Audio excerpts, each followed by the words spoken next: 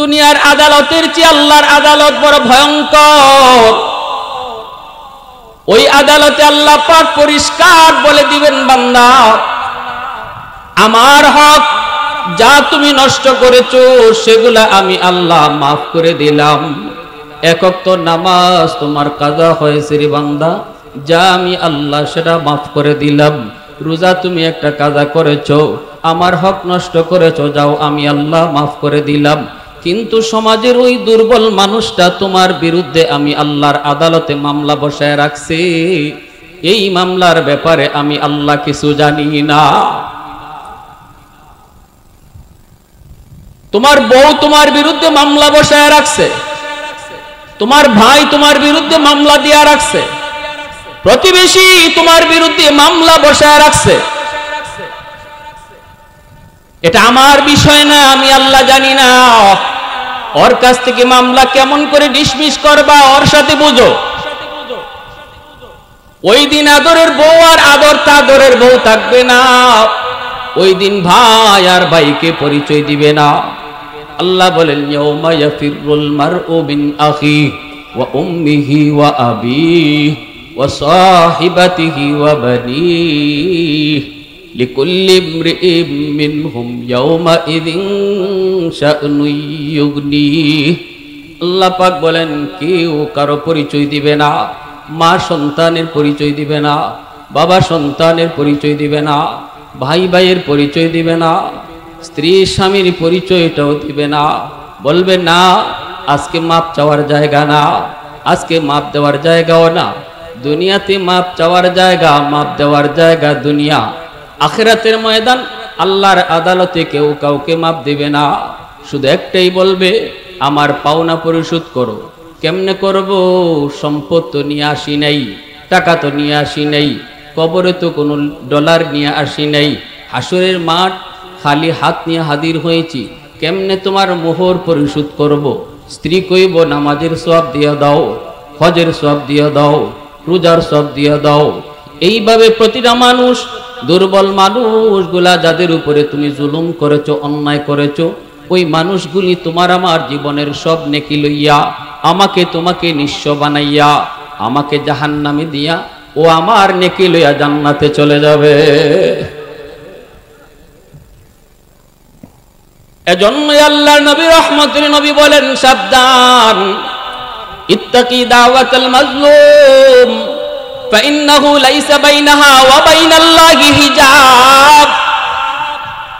অসহায় দুর্বলের আহাজারি থেকে নিজেরে বাঁচাও, কারণ দুর্বল মানুষের আর আল্লাহর আদালত মাঝখানে কোনো পার্টিশন থাকে না।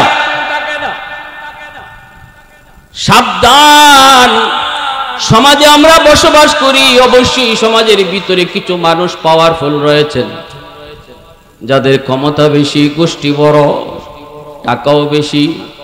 এই অহংকার দেখায় হাইটো না, দুনিয়া বেশি দিনের নারে আল্লাহর বান্দা। আজ তোমার অহংকার কাল কবরে চলে যাবে, ঠিক কি না? ওই দিনই টের পাওয়া যাইবা অহংকার করে হাঁটার কি পরিণাম,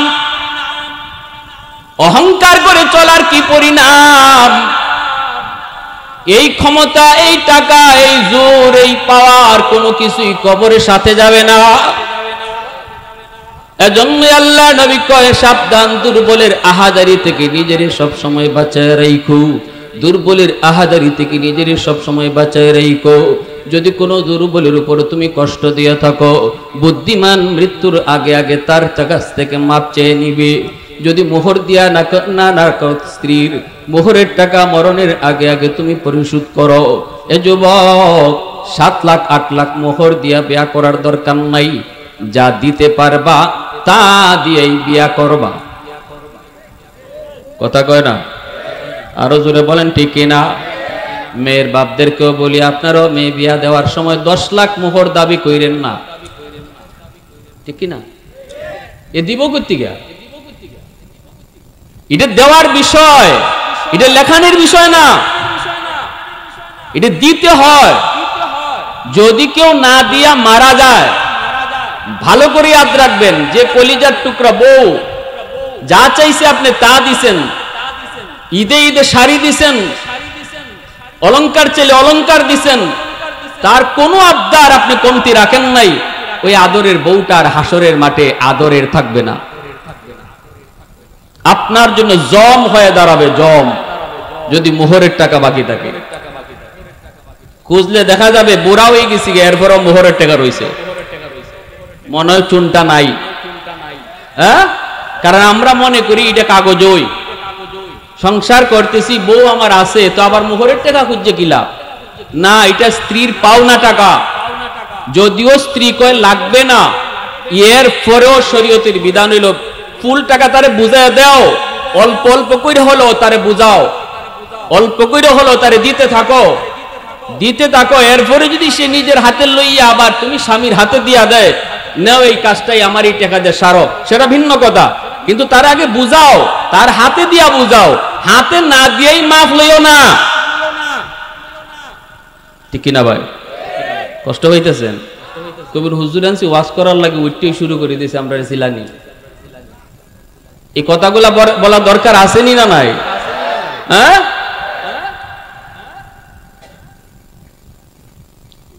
এজন্য মনে রাখবেন, ঘরের বউ সে কিন্তু দুর্বল, সে দুর্বল, আপনার কাছে দুর্বল, কারণ এখানে তার মা নাই, ভাই নাই, তার আপন বলতে কেউ নাই।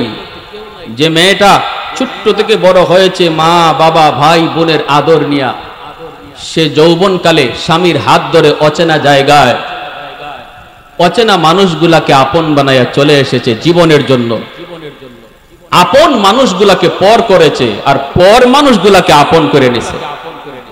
ঠিক কিনা? এখানে কেউ নাই তার সাথে। স্বামী শুধু স্বামীর ভালোবাসা আর স্বামীর হাত ধরে চলে এসেছে। এখানে যদি আমি স্বামীর কাছ থেকে সে কোনো আচরণে কষ্ট পায়, তাহলে এই কষ্ট বুঝাইবার বা শুনাইবার লোক এখানে তার কেউ নাই, শুধু পাকঘরে গিয়ে চোখের পানি ঝরাইয়া কানবে। প্রতিটা চোখের পানির ফুটা আল্লাহর আদালতের ফাইলে জমা হবে, আল্লাহর আদালতের ফাইলে জমা হবে। অনেক মেয়েরা আছে স্বামীর ঘরে কষ্ট পাইল, বাপ মারে ফোন দিয়ে কয় না, কারণ মনে করে আব্বারে জানাইলে আব্বা কষ্ট পাইব। পৃথিবীতে মা বাবার কাছে সবচেয়ে সুখের সংবাদ হলো তোমার মেয়েটা স্বামীর ঘরে সুখে আছে, আর পৃথিবীতে সবচেয়ে কষ্টের সংবাদ হলো বাপ মার কাছে যখন শুনে তোমার মেয়েটা স্বামীর ঘরে বড় কষ্টে আছে। এজন্য বহু নতুন বউ আমার আপনার ঘরে আছে, সে কষ্ট পাইলেও মাকে জানায় না, বাবাকে জানায় না, হজম করে ফেলে, নিজে নিজেই সেটাকে হজম করে ফেলে, আর তখন তার অজান্তেই চোখ দিয়ে পানির ফুটা পড়ে। মনে রাখবা যুবক, এই পানির ফুটাগুলি মাটি লয় না, এই পানির ফুটাগুলি আল্লাহর আদালতের ফাইলে প্রতিদিন জমা হইতেছে তোমাকে হাসরের মাঠে আটকানোর জন্য। আমার ভাইয়েরা, বন্ধুরা, যুবক, এজন্য বলি আল্লাহর নবী বলেন 3 ব্যক্তির দোয়া বদদোয়া আল্লাহর দরবারে সরাসরি কবুল। 1 নাম্বার হলো মাজলুমের দোয়া বদদোয়া, দুর্বলের দোয়া বদদোয়া। স্ত্রীকে যদি আমি খুশি রাখি, যদি আমি তারে খুশি রাখি, ভালো ব্যবহার কইরা, ভালো আচরণ কইরা, সুন্দর করে ডাক দিয়া, অন্তর যদি খুশি হয়, অন্তর থেকে যেই দোয়াটা দিবে, নবীজি বলেন এই দোয়াটাও আল্লাহর দরবারে সরাসরি কবুল। স্বামীর জন্য স্ত্রীর দোয়াটা কবুল।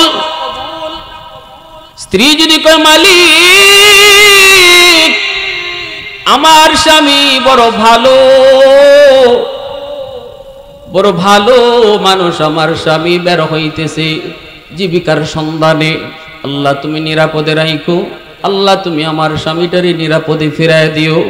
মায়ার নবী, রহমতের নবী কয় স্ত্রীর এই দোয়াটাও আল্লাহর দরবারে কবুল হয়ে যায়, কারণ সে এই ঘরের জন্য দুর্বল। এজন্য ঘর থেকে বের হও, স্ত্রীর কাছ থেকে দোয়া নিয়ে বের হও, কারণ বাহিরের জীবন আমাদের কোনো গ্যারান্টি নেই। ঠিক কিনা? জোরে বলেন, কোনো গ্যারান্টি আছে? ঘর থেকে বের হয়েছি আবার ঘরে ফিরব, কোনো গ্যারান্টি নাই। প্রতিদিন অ্যাক্সিডেন্টে যুবক মারা যায়, অ্যাক্সিডেন্টে কত মানুষের লাশ। এজন্য বলি যুবক, মনে রাখবা, সাবধান, দুর্বল মানুষের বদদোয়া নিয়ে ঘর থেকে বের হইও না। দুর্বল মানুষের দোয়া নিয়ে তুমি ঘর থেকে বের হও, আল্লাহ এই দোয়া কবুল কইরা তোমাকে নিরাপদে আবারও ফিরাইয়া দিবে। 2 নম্বর নবী কই ওয়া দাওয়াতুল মুসাফির। এক একটা বিষয় লম্বা আলোচনা গেলাম না, আমার আলোচনার উদ্দেশ্য সামনের দিকে। মুসাফিরের দোয়া বদদোয়া, মুসাফির দোয়া বদদোয়া। ওই মুসাফিরের সাথে কখনো তুমি খারাপ আচরণ করবা না, মুসাফিরকে কষ্ট দিবা না, মুসাফিরের কাছ থেকে পারলে দোয়া নিবা। মুসাফির মানুষ হয়তো তোমাকে জিজ্ঞেসে রাস্তাটা কোন দিকে, তুমি যদি পারো তার সুন্দর করে রাস্তাটা বোঝায় দাও, উল্টা রাস্তা দেখায় দিও না। যদি সে উল্টা রাস্তায় গিয়ে কষ্ট পায়, এই কষ্টটা তার দিল থেকে আল্লাহর আদালতে গিয়া জমা হয়, সাথে সাথে আল্লাহর আদালতে গ্রান্টেড হয়ে যায়। পাইলে তুমি কও ভাই 1 গ্লাস পানি খায়া যান। কই যাইবেন? কই চুনটা। আমিও তো চুনটার মানুষ। আসছেন কোত্থেকে? আসছি ঢাকা থেকে। ভাই যাইবেন পরে, বড় ক্লান্ত, 1 গ্লাস পানি খায়া যান, একটা চা খায়া যান। এতটুকু কইয়া যদি তুমি ওই মুসাফির মানুষটার 1 গ্লাস পানি পান করাইতে পারো, নবী বলেন অন্তর থেকে যে দোয়াটা দিবে, এই দোয়াটাও আল্লাহর দরবারে সরাসরি কবুল। অন্তত উপকার করতে না পারো, কষ্ট দিও না। পানি খাওয়াইতে না পারো, তারে কোনো কষ্ট দিও না, কারণ কষ্টটাও কিন্তু আল্লাহর দরবারে কবুল হয়ে যায়। বিপদে তুমি পড়বা। এজন্য আল্লাহর নবী কয় 2 নম্বর হলো দাওয়াতুল মুসাফির, 3 নম্বর ওয়া দাওয়াতুল ওয়ালিদি আলা ওয়ালাদিহি। নবীজি বলেন 3 নম্বর হলো মা বাবার দোয়া বদদোয়া। সন্তানের জন্য আল্লাহর দরবারে সরাসরি কবুল। সন্তানের জন্য যদি বাপ মা দোয়া করে রে যুবক, এই দোয়াটা যেমন আল্লাহর দরবারে কবুল, সন্তানের ব্যাপারে যদি বাপ মা বদদোয়া দেয়, এই বদদোয়া আল্লাহর দরবারে কবুল হয়ে যায়। এজন্য সাবধান, বাপ মার সাথে বেয়াদবি কইরো না, বাপ মার সাথে বেয়াদবি কইরো না। আল্লাহর নবী কয় বাপ মার সন্তানের জন্য দোয়া করলে দোয়া কবুল, এটা গ্যারান্টি আছে। আব্দুল কাদের জিলানী তোমার ঘরে দাওয়াত খেয়েছেন, জগৎ বিখ্যাত আব্দুল কাদের জিলানী, এত বড় আল্লাহর ওলি, ওলিদের ওলি যদি তোমার ঘরে আসেন, তুমি যদি তার পেট ভরায়া খাওয়াও, এরপরে একটু হাত উঠে দোয়া করতে বলো, তিনি দোয়া করতে পারেন, হাত উঠাইতে পারেন, কিন্তু এই দোয়া কবুল হবে কি হবে না কোনো গ্যারান্টি নাই। ভাঙ্গা করে তোমার মা তোমার বাবা যদি হাত উঠায়, নবী কয় বাপ মার দোয়া কবুল হবে, এর গ্যারান্টি আছে। এইবার তুমি বলো, কার দোয়া বাদ দিয়া কার দোয়া লইতে তুমি যাইতেছো? কারে কষ্ট দিয়া কারে খুশি করতে তুমি মাজারে যাও? কার কলিজায় আঘাত দিয়া তুমি বাবার দরবারে যাও? ওই বাবার দোয়া কবুল হবে কোনো গ্যারান্টি নাই। দুনিয়ার কোন বাবাই আব্দুল কাদের জিলানীর চেয়ে বড় না, ঠিক কিনা? জোরে বলো। দুনিয়ার কোন বাবাই মঈনুদ্দিন চিশতির চেয়ে বড় না, কিন্তু এমন হাজারো মঈনুদ্দিন চিশতির দোয়া কবুল হবে কি হবে না কোনো গ্যারান্টি নেই রে যুবক। কিন্তু নবী কয় যদি মা তোমার জন্য হাত উঠায়, এই দোয়া কবুল হবে, এর গ্যারান্টি আছে। বাবা যদি দোয়া করে, এই দোয়া কবুল হবে, গ্যারান্টি আছে। কথাটা আমার না মায়ার নবীর? আল্লাহ নবীর কথায় কোনো সন্দেহ আছে? একটু জোরে আওয়াজ দেয়া বলে, কোনো সন্দেহ আছে? এজন্য বলতেছি, একটু মনোযোগ দিয়া শোনো ভাইরা, বন্ধুরা। রহমতের নবী মায়ায়ে কেরামদেরকে নিয়ে নবীজি বের হয়েছেন মদিনার কবর জান্নাতুল বাকি। এই জান্নাতুল বাকির পাশ দিয়া নবী যাচ্ছেন, হঠাৎ করে মায়ার নবী, দয়ার নবী, তিনি অন্তর চোখে দেখতে পেলেন একটা কবর, নতুন কবর, কবরে একটা যুবককে রাখা হয়েছে। আল্লাহর নবী অন্তর চোখে দেখেন, আল্লাহ তারে দেখাইছেন, আল্লাহ নবীরে দেখাইছেন, সাহাবীরা দেখেন না, কিন্তু নবীজি দেখতেছেন এই কবরের ভিতরে যুবক জাহান্নামের আগুনে জ্বলতেছে। মা মা মা কইয়া চিৎকার করে কান্না করে। আল্লাহ নবী দৃশ্য দেখে ফেললেন। নবীজি সাহাবায়ে কেরামদেরকে বলেন, সাহাবীরা একটু দাঁড়াও, এই কবরের ভিতরে একজন যুবকের আযাব হইতেছে, আযাব। যুবকটা শুধু মা মা কইয়া চিৎকার করে কান্না করে। একটু দাঁড়াও, আমি রহমতের নবী তার কবরের পাশ দিয়ে চলে যাব, অথচ তার জন্য কোনো সুপারিশ করব না, হইতে পারে না, হইতে পারে না। হাত উঠাও, আমি নবী তার জন্য আল্লাহর দরবারে সুপারিশ করব। আর তোমরা সাহাবীরা শুধু আমিন আমিন বলবা। দয়ার নবী মায়ার নবী হাত উঠে দিলেন। ও মালিক আল্লাহ, তুমি তো আমাকে রহমতের নবী বলেছ, রহমতের নবী কোন কবরের পাশ দিয়ে যাবে আর ওই কবরে আযাব হবে? হয় না মালিক, হয় না। আল্লাহ তোমার দরবারে আমি নবী সুপারিশ করলাম, যুবকের আযাব বন্ধ করো। সাহাবীরা কয় আমিন, কিন্তু নবীজি দেখতেছেন আযাব বন্ধ হয় না। আল্লাহ নবী আবার হাত উঠাইলেন, মালিক তুমি তো আমাকে বলেছো আমা আরসালনাকা ইল্লা রাহমাতাল লিল আলামিন, তুমি তো আমাকে রহমতের নবী বলেছো গো। আল্লাহ আমি হাত উঠাইলাম, আমার সাহাবীরা আমিন কইল, অথচ তার আযাব বন্ধ হলো না। আবারও হাত বাড়াইলাম, মালিক আযাবটা তুমি বন্ধ করো। এইবারও আযাব বন্ধ হলো না। নবীজি আবার হাত উঠাইলেন, সাহাবীরা আবারও আমিন বললেন, এইবারও তার আযাব বন্ধ হলো না। নবীজি তিনবার হাত উঠাইলেন, অথচ আমার নবী রহমতের নবী, কোনো ব্যাপারে হাত উঠাইতে দেরি হয়, আল্লাহর দরবারে কবুল হতে দেরি হয় না। ঠিক কি না? তাবুক যুদ্ধ থেকে আল্লাহ নবী আসতেছেন, সাহাবায়ে কেরাম মায়ার নবীর সাথে। নবীজি একটু বিশ্রাম নিবেন, আসরের নামাজ পড়ে আল্লাহর নবী বিশ্রাম নিবেন আলী রাদিয়াল্লাহু তাআলা আনহুর উরুতে। এই উরাতের মধ্যে নবীজি আলী রাদিয়াল্লাহু তাআলা আনহুর উরাতে মাথা রেখে নবীজি শুয়ে পড়লেন।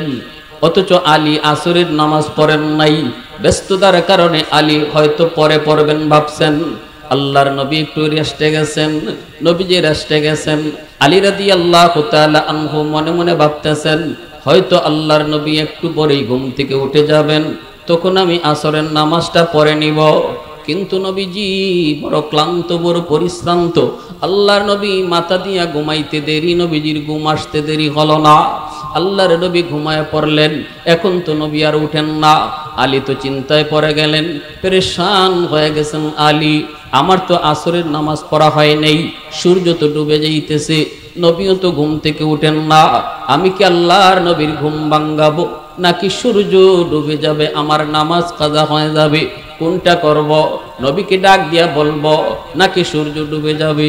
এইবার আলীর মন কয়, না রে আলী না, সূর্য তোর ডুবে যায় যাকরে, কিন্তু আমার রহমতের নবীর ঘুম ভাঙ্গাবি না, আমার মায়ার নবীর ঘুম ভাঙ্গাবি না। সূর্য ডুবে যায়, সূর্য ডুবে যাক। আলী আল্লাহ নবীকে আর ডাকও দিলেন না। নবীজি তার উরাতের মধ্যে ঘুমাইতেছেন, সূর্য ডুবে গেল, আসরের নামাজ তো আলীর কাজা হয়ে গেল। এই দিকে আল্লাহর নবীর ঘুম ভাঙল। নবীজি ঘুম ভাঙ্গে তাকায় দেখেন আলীর চেহারাটা একদম বিমর্ষ, চেহারাটা যেন কেমন হয়ে আসি, যেন কেমন হয়ে আসি। নবীজি বুঝতে পেরেছেন। নবী বলতেছেন, আলী ঘটনা কি? চেহারা এমন পেরেশানি কেন? আসরের নামাজ কি তুমি পড়ো নাই? আলী রাদিয়াল্লাহু তাআলা আনহু তখন বলতেছেন, নবী গো, আসরের নামাজ আমার পড়া হয় নাই, সূর্য ডুবে গেল। নবী কয়, আলী রে, আমাকে কেন তুমি ডাক দিলা না? আমার তো চোখ লেগে গেছে, একটু ডাক দিলেই তো তুমি পারতা। আলী কয়, না গো নবী, আমি আমার মন কি জিজ্ঞেস করেছি? আলীর মন, বল বল, বল কোনটা করবি? আমার মন কয় না রে আলী, নবীর ঘুম ভাঙাবি না। একটু জোরে আওয়াজ দিয়া কন্যা সুবহানাল্লাহ। এ আলী, নামাজ পাইছো যে নবীর উসিলায়, ওই নবী ঘুমাইছে, নবীর ঘুম ভাঙায়ও না। আল্লাহু আকবার, জোরে কন্যা, আর একটু জোরে কন্যা আল্লাহু আকবার। মায়ার নবী, দয়ার নবী বার করে আল্লাহ, আমি নবী হাত বাড়ায় দিলাম। ও মালিক, আমার এই হাতের যদি দাম তোমার আদালতে থাকে, আমার আলী আজকে তোমার বন্ধুর আরামের জন্য নামাজটা পড়তে পারে নাই, তোমার সূর্য ডুবে গেছে। আল্লাহ তুমি কও, সূর্য তোমার কথায় চলে না নিজের ইচ্ছায় চলে? আল্লাহ কয় না বন্ধু, সূর্য আমার কথায় চলে, নিজের ইচ্ছায় নয়। কয় তাহলে মালিক, হাত উঠানো থাকতে থাকতে সূর্য আবার উঠায় দাও। একটু জোরে আওয়াজ দিয়া সুবহানাল্লাহ। আমি নবী হাত উপরে রাখতে রাখতে তোমার সূর্য আবার উঠায় দাও, যেন আমার আলী ঠিক মতো নামাজ আদায় করতে পারে।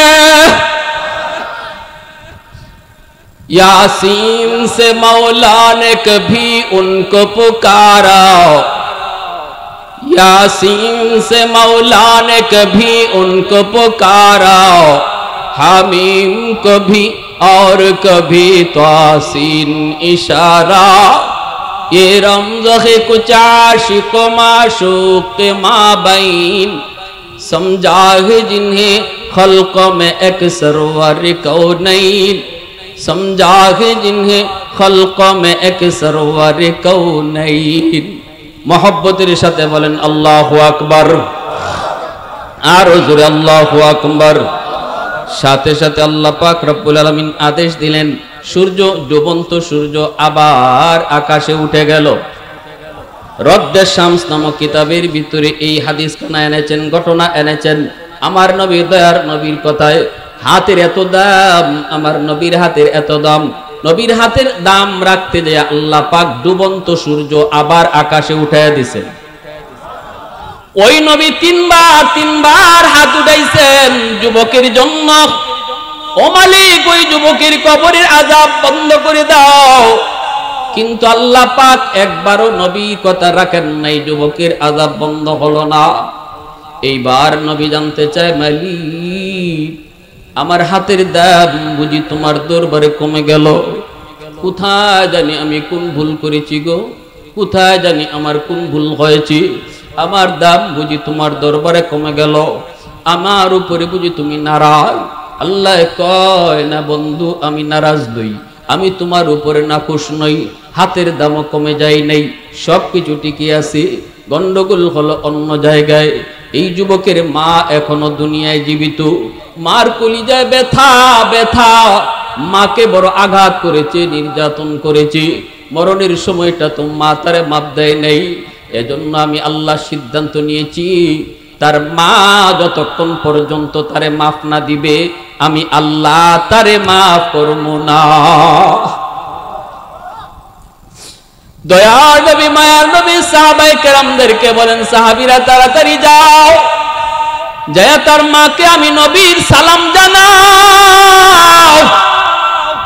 সাহাবায়ে কেরাম ওই মহিলার কাছে যাইয়া নবীর সালাম পৌঁছাইলেন। মহিলা নবীর দরবারে হাজির।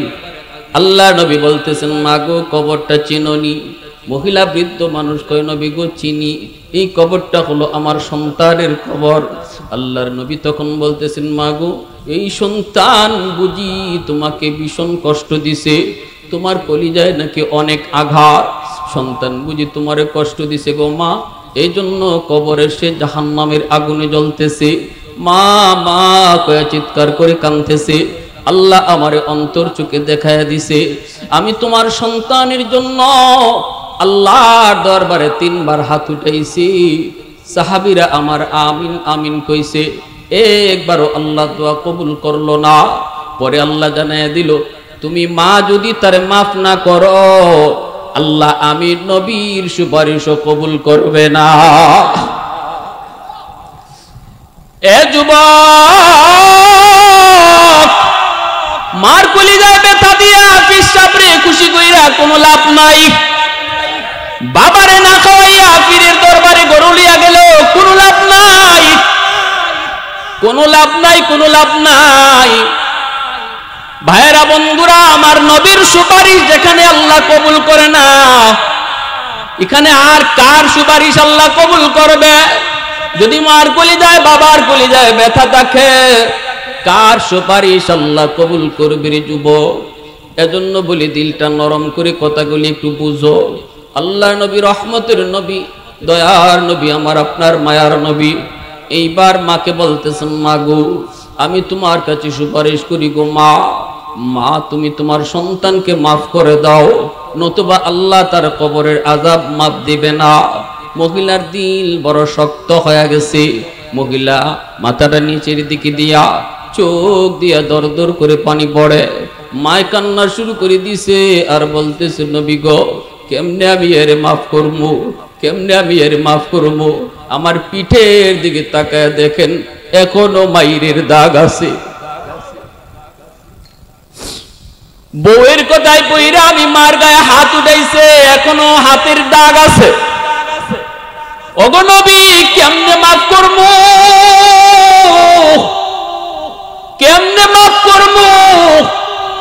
আল্লাহ নবীর চোখ থেকে দর দর করে পানি পড়ে, দয়ার নবীও কান্দে। নবী কয়, মালিক কেমন সন্তান, আমি নবীরে আব্বা ডাক দেওয়ার সুযোগ তুমি দাও নাই। আব্বা ডাকের ভিতরে কত মজা আমি নবী জানি না।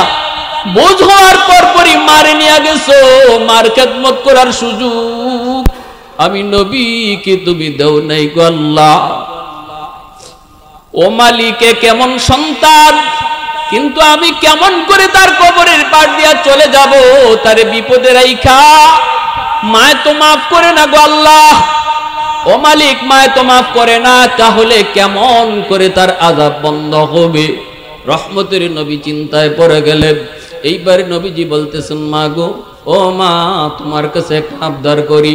আল্লাহর কাছে নবী আগে আবদার করছে, আল্লাহ মার দিল তো শক্ত, কেমন করে নরম করবো জানি না, তবে তোমার কাছে একটা আবদার করি গো মালিক। বাপ মার দিল যত শক্তই হোক না কেন, যদি সন্তানের কষ্ট বাপ মা নিজের চোখে দেখে তাহলে কিন্তু দিল নরম হয়ে যায়। কোনো বাপ মাই সন্তানের বিপদ দেখলে সইতে পারে না। ও মালিক কবরের আযাব তুমি আমাকে যেভাবে দেখাইছো এইভাবে তার মারেও দেখায়া দাও। আমি নবীর বিশ্বাস, মা যদি নিজের চোখে দেখে তাহলে দিলটা নরম হয়ে যাবে। বলা মাত্রই আল্লাহ পাক কয়, বন্ধু তোমার এই কথাটা আমি আল্লাহ কবুল করলাম। সাথে সাথে কবরের আযাবের দৃশ্য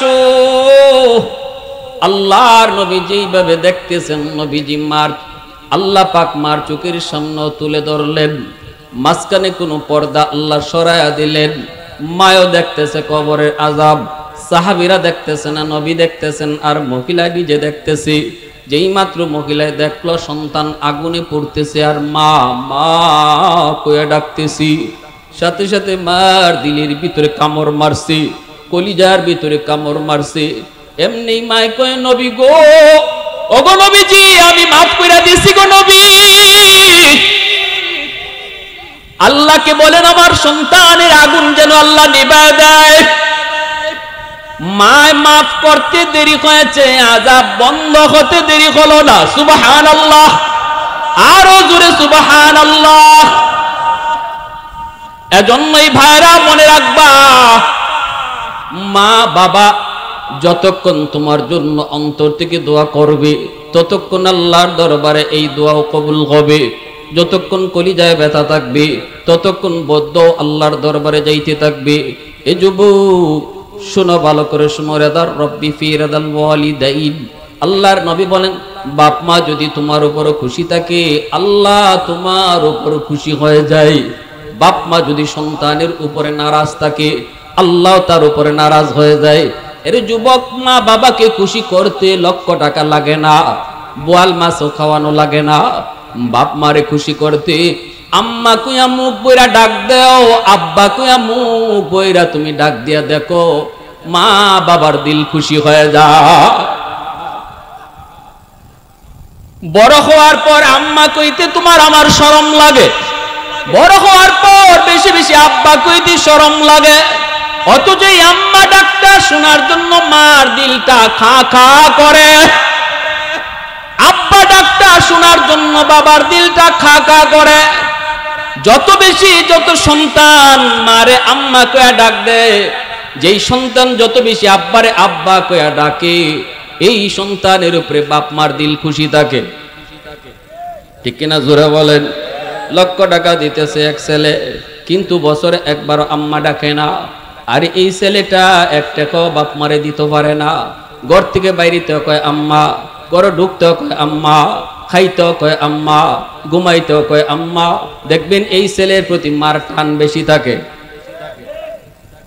কি ভাই অসুবিধা হইতেছে আপনাদের? হ্যাঁ, শ্বশুর শাশুড়িরে বোয়াল মাছ খাওয়াও, অসুবিধা নাই, আমরা নিষেধ করি না। কিন্তু শ্বশুর শাশুড়ি খুশি থাকলে আল্লাহ খুশি, এমন হাদিস আমরা পাই নাই। হাদিস পাইছি বাপ মা খুশি থাকলে আল্লাহ খুশি।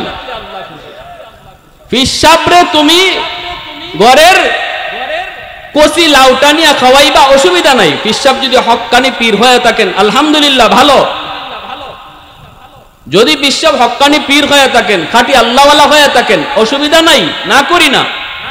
কিন্তু মনে রাখবা পিসাব খুশি থাকলে আল্লাহ খুশি হাদিস নাই।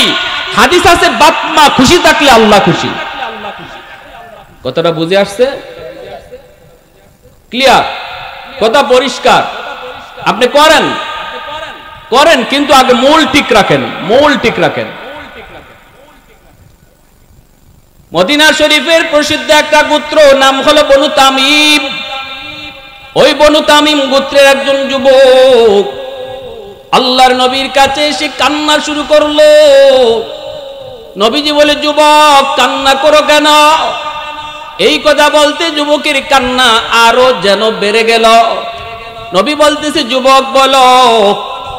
যুবক কয়, নবী গো আমি বড় পেরেশান, রাতে ঘুমাইতে গেলে ঘুম হয় না, খাইতে গেলে আমার খাওয়া ঠিক মতো হয় না, খালি টেনশন, বড় পেরেশান।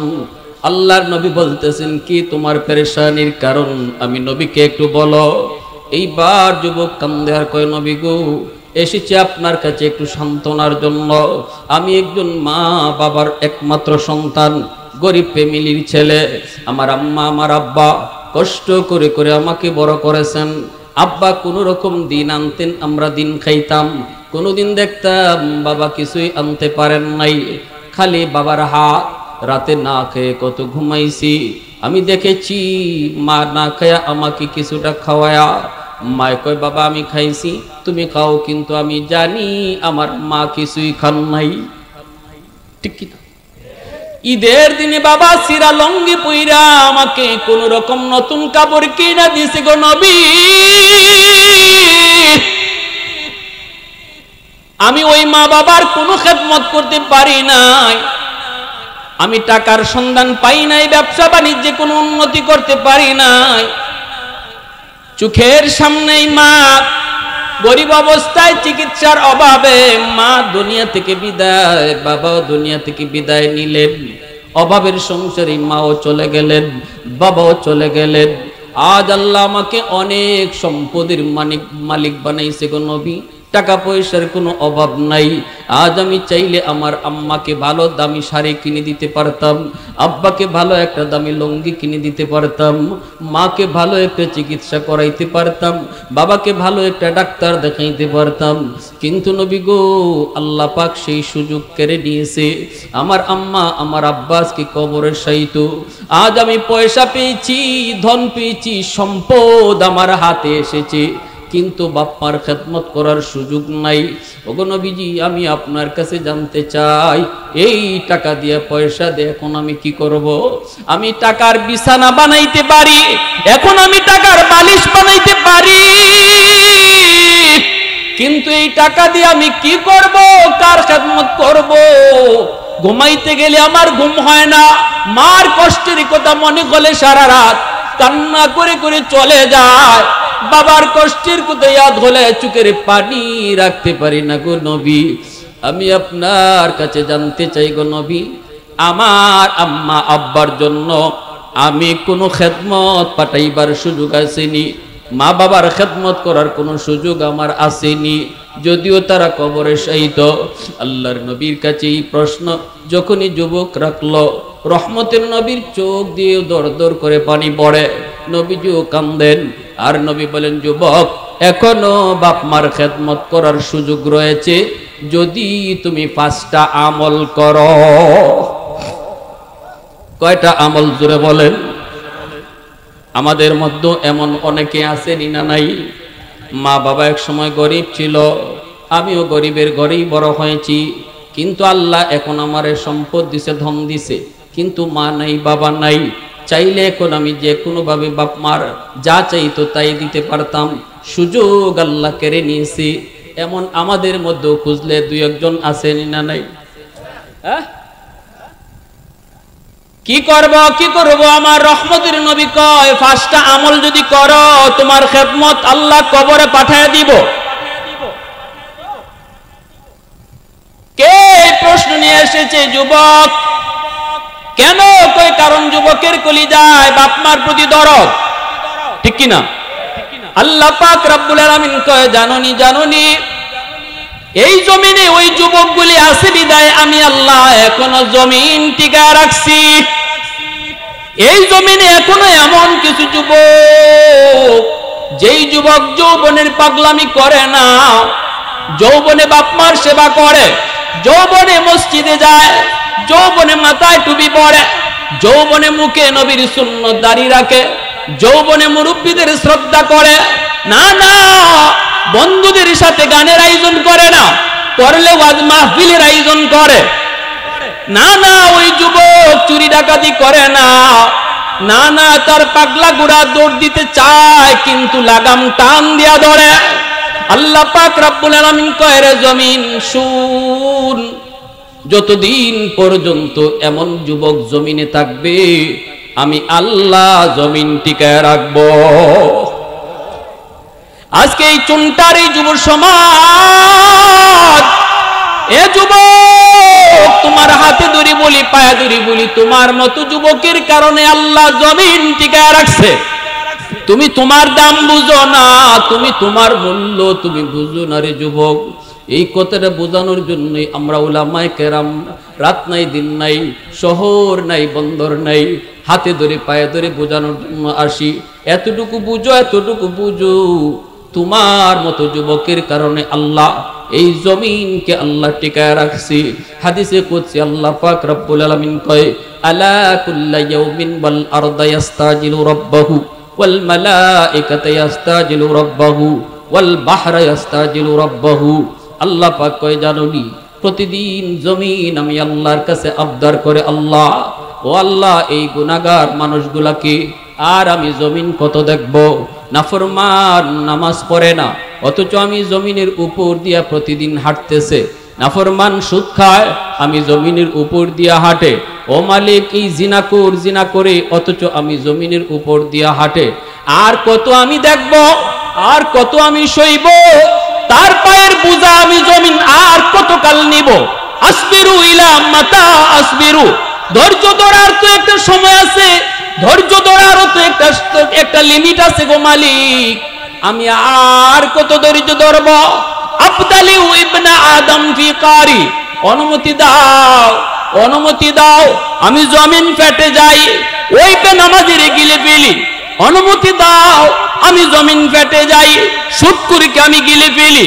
অনুমতি দাও, আমি জমিন ফেটে যাই, ঘুষখোরকে আমি গিলে ফেলি। অনুমতি দাও, বেপরদায় চলে আমি তারে গিলে ফেলি। আল্লাহ পাক রব্বুল আলামিন কয়, এইভাবে প্রতিদিন জমিন আমি আল্লাহর কাছে আবদার করে, শুধু জমিন নয় সাগর মহাসাগর গুলিও এমন প্রতিনিয়ত আবদার করে। কক্সবাজার সমুদ্র সৈকত, কত যুবক সমুদ্রের পারে যায় না করে, অন্যায় করে, ঠিক কিনা জোরে বলো।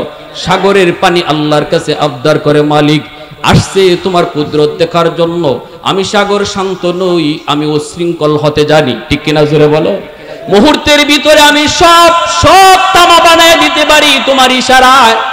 দুনিয়ার এই নাফরমানগুলি দেখেছে আমি কত ভয়ঙ্কর, সময় মতো আমি কত ভয়ঙ্কর, নাফরমানগুলি দেখেছে।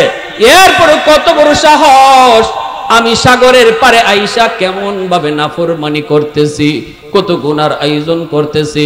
আল্লাহ অনুমতি দাও, এই জমিনটারে আমি পাক বানায় দেই, এই নাপাক জমিনটারে আমি পানি যায় পাক বানায় দেই, সব সাফ করে দেই, সব সাফ করে দেই।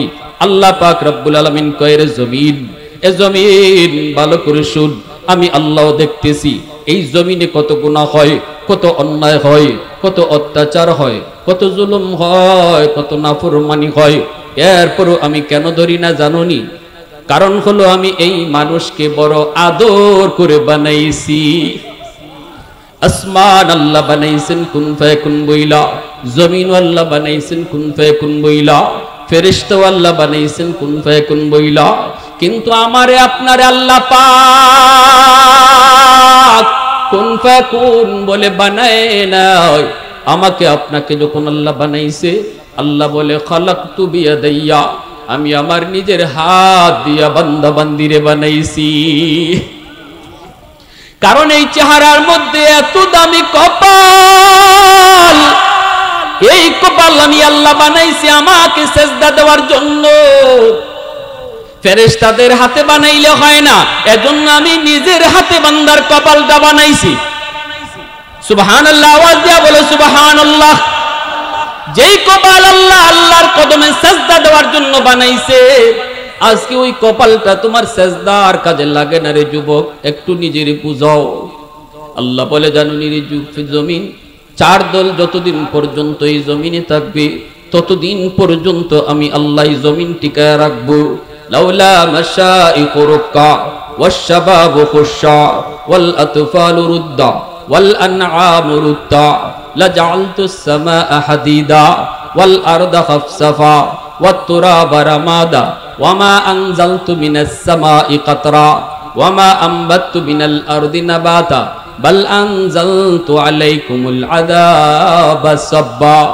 আল্লাহ বলে, এক নাম্বার হলো এই জমিনের ভিতরে আমার কিছু বান্দা বান্দি আছে বয়স্ক, চুলদারি তাদের সাদা হয়ে গেছে, কোমরে তার ব্যথা, রুকু করতে তার কষ্ট হয়, সেজদা দিতে তার বড় কষ্ট হয়।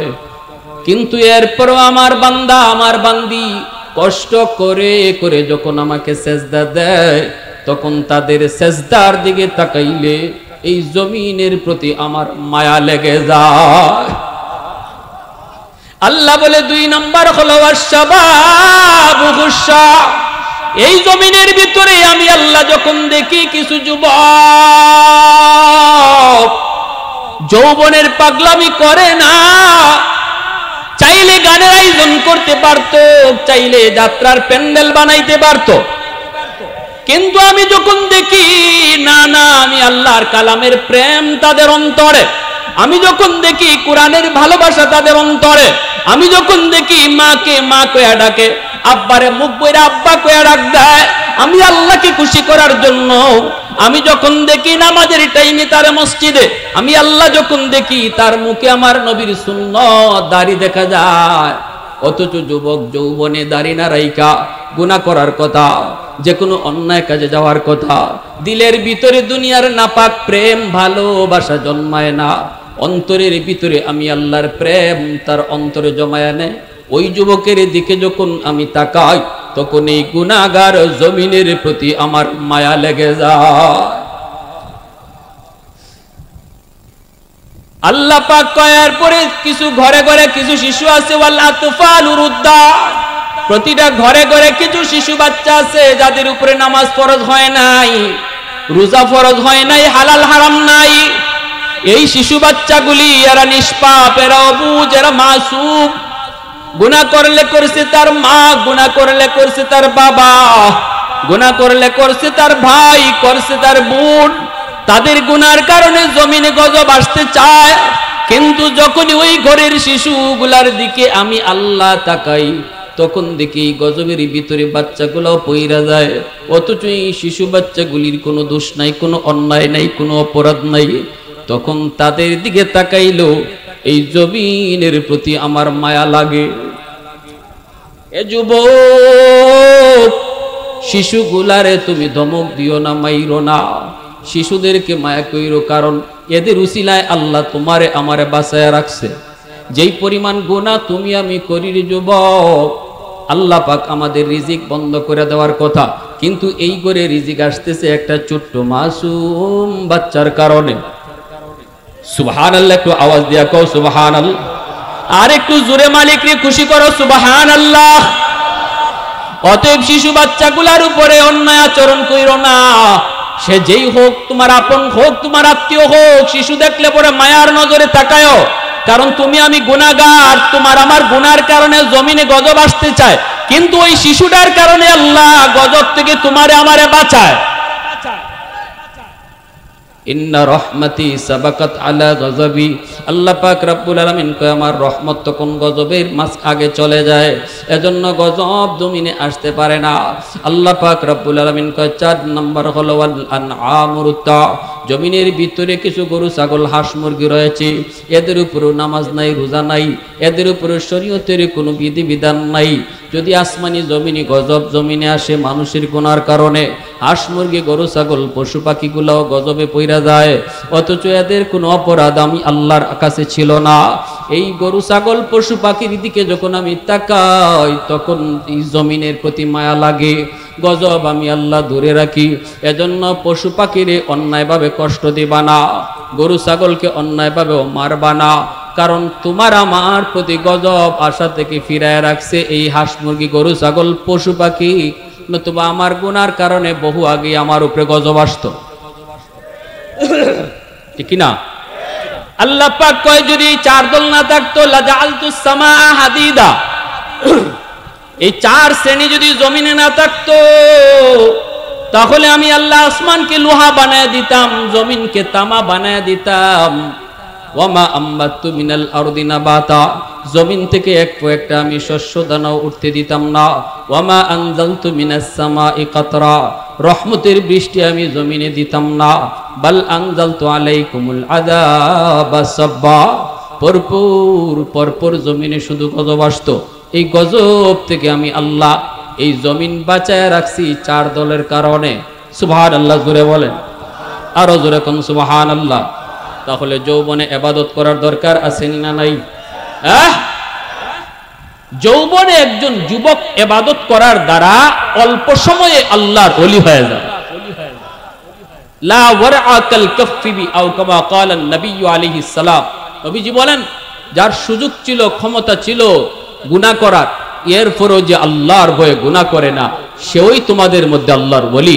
বৃদ্ধ বয়সে গুনাহ করার ইচ্ছা থাকলেও আমার শক্তি দেয় না, চাইলেও পারবো না, কিন্তু একটা যুবক চাইলেই গুনাহ করতে পারে, এরপরও যখন আল্লাহর ভয়ে করে না, রাসূল কয় সে যৌবনেই আল্লাহর ওলি হয়ে যায়।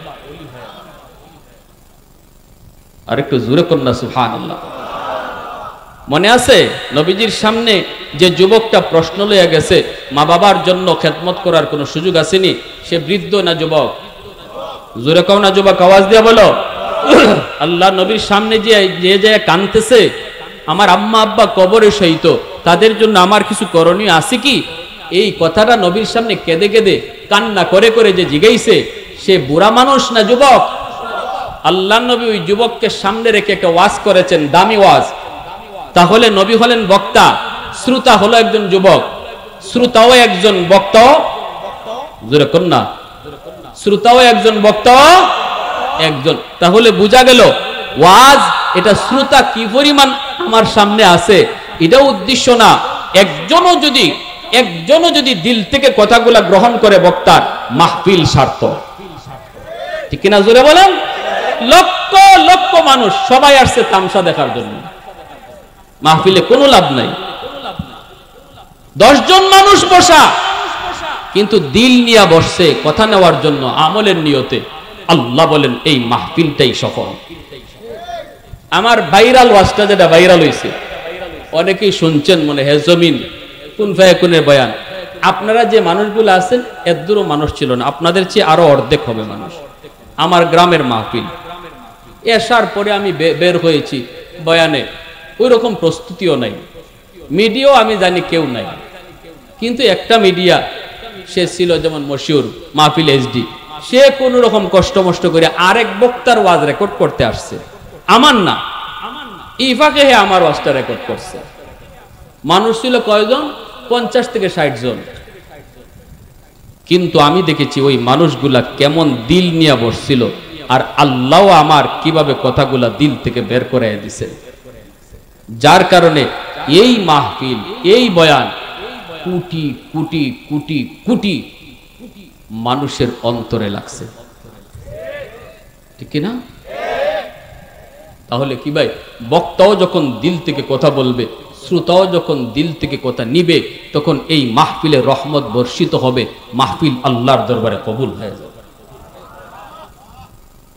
ওই যুবক কেমন দিল নিয়ে আসছে, আল্লাহ নবী বলতেছেন, যুবক 1 নাম্বার আসসালাতু লাহুমা, 5টা আমল মনোযোগ দিয়ে নিয়েন। শেষ প্রান্তে চলে এসেছি বয়ানের, শুধু একটু মন দিয়ে শুনলেন। আমি হয়তো কাউকে জিজ্ঞেসও করতে পারি, বলুন তো 5টা আমল কি কি? 1 নম্বরে নবী বলেন, যেখানেই থাকো, নামাজে থাকো আর নামাজের বাহিরে থাকো, আমার আল্লাহ বাপ মার জন্য যেই দোয়া শিখাইছেন, এই দোয়াটা যখনই পড়বা, রব্বির হামহুমা কামা রব্বায়ানি সগীরা, সাথে সাথে আল্লাহ তোমার মা বাবার কবরে তোমারই খেদমত পাঠাইয়া দিবে। 2 নম্বরে নবী বলেন, ওয়াল ইস্তিগফারু লাহুমা, তাদের জন্য দান সদকা যখনই তুমি করবা আল্লাহর রাস্তায়, হোক সেটা কোনো গরিবকে, হোক সেটা কোনো আত্মীয়কে, হোক সেটা কোনো মসজিদে, হোক সেটা কোনো মাদ্রাসায়, যখনই তাদের নামে দান করবা, সাথে সাথে তোমার খেদমত আল্লাহ বাপমার কবরে পাঠিয়ে দিবে। 3 নম্বরে নবী বলেন, ইনফাযু আহদিহিমা মিন বাদিহিমা, মা বাবার কাছে যদি কারো কোনো পাওনা থাকে, তুমি সন্তান হিসেবে পাওনা পরিশোধ করো। যদি পাওনাটা পরিশোধ করো, মার কাছে পাওনা আসিল, বাবার কাছে পাওনা আসিল, বাপ মা হয়তো এই পাওনা পরিশোধ করে মারা যায় নাই, বাবা হয়তো কারো জমি দখল করে নিছে, এই জমি ফেরত না দিয়েই কবরে গেছে, তুমি সন্তান জানো, সাথে সাথে এই জমিটা ফেরত দাও, তোমার খেদমত বাবার কবরে আল্লাহ পাঠাবে। আর যদি এই জমি ফেরত না দাও আর বাবার নামে 10টা গরু জবাই করে জিয়াফত করো, বাপের কবরের আগুন নিভবে না। বাপ কোন মানুষের হক আর নষ্ট করে কবরে গেছে, তুমি সন্তান জানো, এরপরেও এই হকটা ফিরাইয়া দিছো না, যার কারণে বাবার কবরে আগুন জ্বলছে। এই আগুন জ্বলা যদি বন্ধ করাইতে চাও, জিয়াফত কইরা না, 10টা 20টা গরু জবাই কইরা না, আগে যার হক নষ্ট করেছে সেটা ফিরাইয়া দাও, তাহলেই কবরে আগুন নিভবে, ঠিক কিনা ভাই? বাবা যদি তোমার চাচাদের হক না নষ্ট করে থাকে, আত্মসাৎ করে থাকে, ঠকায়া থাকে, তুমি তাড়াতাড়ি করে চাচার হক ফিরাইয়া দাও, চাচার হক ফিরাইয়া দাও, নয় বাবার আগুন নিভবে না। চাচা না থাকলে চাচা তো ভাই বোনকে ডাকো। তুমি যদি জানো তোমার বাবা তোমার ফুফিদেরকে আল্লাহ কর্তৃক বন্টন অনুযায়ী সম্পদ দেয় নাই, বাবা নিজেই ভূখ দখল করেছে, তোমার দাদার সব সম্পদ তোমার ফুফুদেরকে দেয় নাই, জিয়াফত পরে করো, জিয়াফতে আগুন নিভবে না, ফুফুদেরকে ডাকো, না থাকলে ফুফাতো ভাই বোনকে ডাকো, দেখকে আল্লাহ যেভাবে বাদ দিয়েছে এইভাবে বাদ করো, নয় আগুন নিভবে না, আগুন নিভবে না। কথাগুলা বলতেছি আমার নবীর হাদিস থেকে। আমরা যারা আজকে কবরে আপনজন প্রিয়জন কি করবো তাদের লাগি মন গড়া আমল করে লাভ নাই। শুনেন আমার নবী কি বলতেছেন, এই ফাওনাগুলা আগে পরিশোধ করো, ফাওনাগুলা পরিশোধ করো, করলেই বাবার কবরে আল্লাহ তোমার খেদমত পাঠিয়ে দিবে। 4 নম্বরে নবী কয়, সিলাতুর রাহমিল্লাতি লা তুসালু ইল্লা বিহিমা, বাবা নাই কিন্তু বাবার রক্তের মানুষ দুনিয়ায় আসি, মা দুনিয়াতে নাই রে যুবক, কিন্তু মার রক্তের মানুষ দুনিয়াতে আছে। বাবার কবরে যদি তুমি খেদমত পাঠাইতে চাও, আমার নবী কয় বাবার রক্তের মানুষের খবর নেও, চাচার খবর নেও, ফুফুর খবর নেও, দাদার খবর নেও, ফুফাতো ভাই বোনের খোঁজ খবর নেও, চাচাতো ভাই বোনের তুমি খোঁজ খবর নেও। যখনই তুমি চাচাকে ফোন দিয়া কইবা, চাচা কেমন আছেন, চাচা শরীরটা ভালো নি, চাচা চিকিৎসা করাইছেননি, কয় টাকা লাগবে আমি দিতেছি। আমার নবী রহমতের নবী কয়, ফোনটা তুমি চাচারে দিছো না রে যুবক, ফোনটা যেন কবরে বাবারেই লাগাইছো। ফুফুর একটা খবর নিতেছো, ফুফু কেমন আছো, আজকে আমার আব্বা নাই কিন্তু ফুফু তোমার কবরে দেখলে আব্বার কোথায় ইয়াদ হয়। নবী কয় ফুফুরে ফোন দিছো না, যেন বাবার কবরেই ফোন লাগাইছো। ফুফুরে জিগাইতেছো ফুফু কেমন আছো, নবী কয় না তুমি আব্বারেই জিগাইতেছো আব্বা তুমি কবরে কেমন আছো। মা দুনিয়াতে নাই, কিন্তু মা রক্তের মানুষ যারা দুনিয়াতে আছে যুবক, মা রক্তের মানুষ হলো মামা, মার রক্তের মানুষ হলো খালা, মার রক্তের মানুষ হলো নানা। নানার বাড়ির মানুষগুলার সাথে তুমি সুসম্পর্ক রাখো, তাদের খোঁজ খবর তুমি রাখো। যখনই তুমি ফোন দিয়া কইবা মামা কেমন আছো, খালা তুমি কেমন আছো, রসুল কয়ে যেন মার কবরে ফোন লাগাইছো। মনোযোগ দিয়া শোনো আল্লাহ নবীর কথা, আমার নবীর কথা। দেখেন নবীর কথা কত দামি, আল্লাহু আকবার জোরে কর। 5 নম্বরে আমার রসুল কয় ইকরামু সাদিকিহিমা মিন বাদিহিমা। মা নাই বাবা নাই, কিন্তু দেখো মার বান্ধবী আসেনি, বাবার বন্ধু বান্ধব আসেনি। বাবা যাদের সাথে দুনিয়ায় চলতো ওই মানুষগুলাকে যদি তুমি পাও তাহলে বাবার মতো শ্রদ্ধা কইরো, সালাম দিও। 1 কাপ চা খাওয়া কইও চাচা একটা চা খায় যান। কত আমাদের বাড়িতে আইছেন আব্বা থাকতে, আজকে আব্বা নাই আপনি আসেন না, চাচা একটা চা খায় যান। আমার রসুল কয় যদি ওই বাবার বন্ধুরে তুমি 500 টাকা দাও, ঈদের দিনে তুমি একটা লুঙ্গি দাও, যেন তুমি বাবার এই কবরে লুঙ্গি পরাইছো। সুবহানাল্লাহ জোরে কোন। মা দুনিয়াতে নাই, কিন্তু মার বয়সের মহিলা দেখলে মার মতো তুমি শ্রদ্ধা কইরো। শ্রদ্ধাটা যেন মারেই তুমি করতেছো, একটু তুমি সাহায্য করছো, যেন মারেই তুমি সাহায্য করছো। এজন্য আমার রসুল দয়ার নবী আম্মাদান আয়েশা সিদ্দিকা রাদিয়াল্লাহু তাআলা আনহাকে নিয়া নবীজি খাইতে বসছেন। খাঞ্চার মধ্যে অনেকগুলা রুটি, নবীজির চোখ দিয়ে দরদর করে পানি পড়ে, নবীজি কান্দেন। আল্লাহর নবী কান্দেন কেন? আম্মাদান জিজ্ঞেস করলেন নবী গো কান্দেন কেন? নবী কয় আয়েশা তোমরা হলে আমার সুখের দিনের স্ত্রী, আর খাদিজা হলো আমার দুঃখের দিনের স্ত্রী। আমার খাদিজার কথা মনে পড়ে গেছে আয়েশা, আমার খাদিজাকে নিয়ে কোনো একদিনও আমি এইভাবে খাঞ্চা বইরা রুটি নিয়ে খাইতে পারি নাই গো, এজন্য আমার কষ্ট লাগতেছে, চোখ দিয়া পানি পড়তেছে। আয়েশা একটা রুটি খাদিজারও দিয়াও। আম্মাজান কয় নবী গো খাদিজা তো কবরে, কেমনে রুটি দেব? শুনলেন নবী কি কয়? আল্লাহ নবী কয় আয়েশা আমার খাদিজা কবরে, কিন্তু খাদিজার একজন বান্ধবী আছে নাফিসা, সে দুনিয়ায় জীবিত, আমার খাদিজার সাথে চলতো, নাফিসারে রুটি খাওয়াও, যেন আমার খাদিজার এই রুটি খাওয়ানো হইল।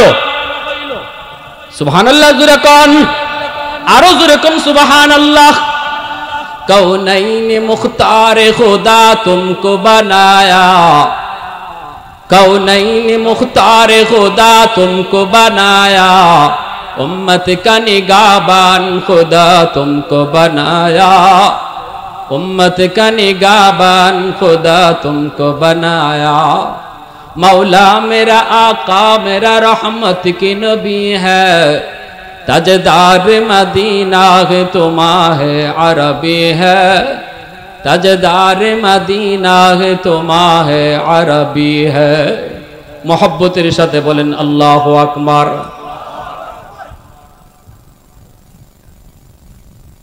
বাপমার নামে দান সদকা করলে বাপমার কবরে যায়নি না যায় না?